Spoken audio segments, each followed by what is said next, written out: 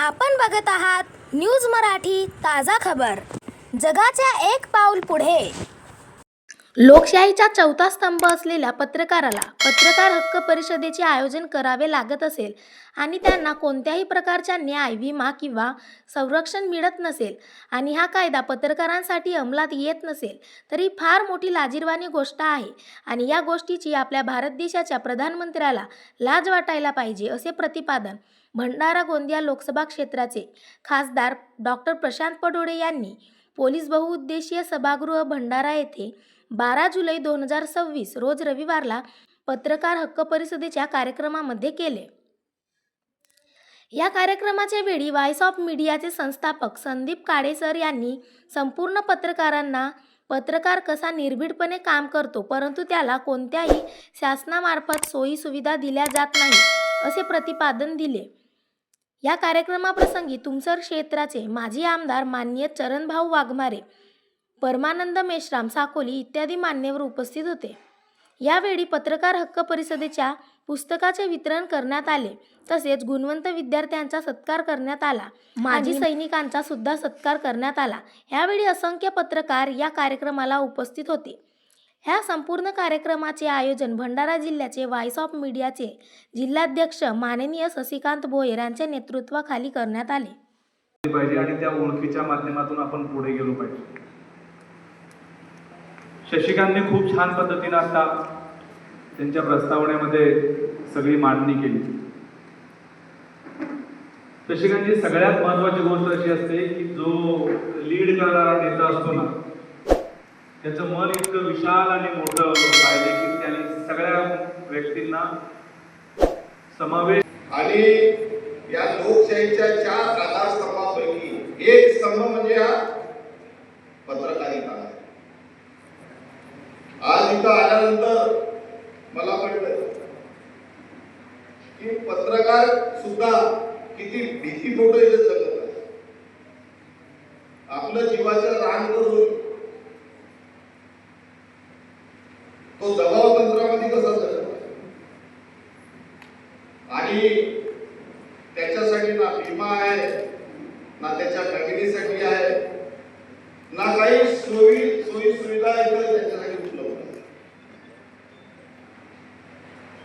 चरणभाऊंनी आता सांगितलं की त्यांच्या संरक्षणाचा कायदा इथं बनायला पाहिजे। मी आता जिथूनच आपल्या पीएला फोन केलं आणि हे गोष्ट बिलकुल सत्य आहे का पत्रकाराच्या जीवाला काहीतरी जास्त झाला तर जोपर्यंत देशामध्ये कायदा आहे म्हणजे लोकशाही जिवंत ठेवण्याकरिता हा 4था आधारस्तंभ इथं जीवाचं रान करून आपला जीव धोक्यात घालून काम करते आणि त्यांच्या जीवाचं संरक्षणच नाही। तर निश्चितच मी त्याला म्हटलं की या कायद्यासाठी आपण प्रयत्न करू। सरकार समजा पत्रकारासाठी कायदा आणत नसेल तर मी कमीत कमी प्रायव्हेट मेंबर बिल सुद्धा तिथे टाकू शकतो आणि त्याला म्हटलं वेळ असेल तर आताच टाक। तर या गोष्टीची सुरुवात आपण केलेली आहे। तर तुम्हाला तुमचा हक्क आणि न्याय मिळाला पाहिजे। तुम्हाला या देशाला वाचवण्याकरता समजा हे हक्क परिषदेची गरज असेल तर या देशाच्या प्रधानमंत्र्याला म्हणजे लाज वाटायला पाहिजे।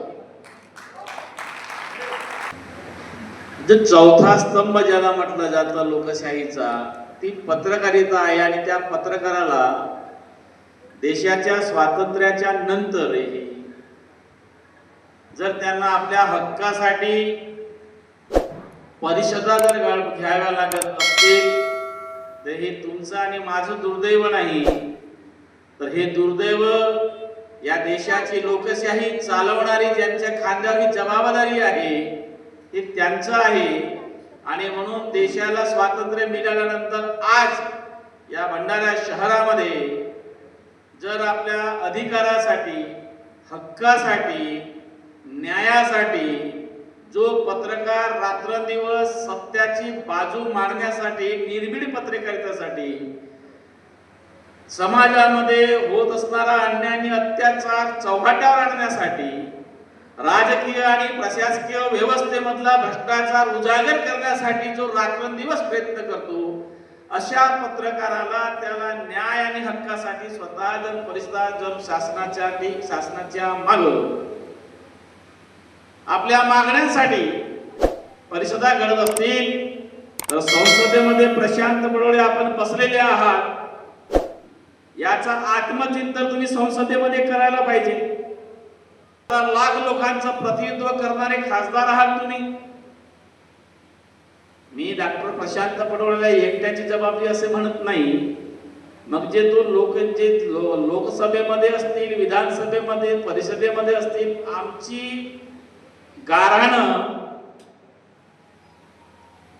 गाऱ्हाण जे लोकशाहीच्या माध्यमातून त्या व्यासपीठावर मांडतात आणि न्याय मिळवून देतात, ही जबाबदारी आपली आहे. म्हणून एक प्रातिनिधिक उदाहरण, आणि तुम्ही आमचे या क्षेत्राचे सन्माननीय खासदार आहात म्हणून पत्रकारांच्या वतीनं आणि एक सामाजिक चळवळीमध्ये काम करणारा एक सामान्य कार्यकर्त्याच्या नात्यानं मी तुम्हाला मागणी करतो आहे की कृपा करून आपण करत असलेल्या कामांच्या वर्तमानपत्रामध्ये असतील, इलेक्ट्रॉनिक मीडियामध्ये असेल, ज्या बातम्या प्रसारित केल्या जातात, हा तुम्हाला प्रशांत पडोळे आज कुठे आहे किंवा या क्षेत्रातला आमदार कुठे आहे हे सांगण्याचं काम पत्रकार करतात.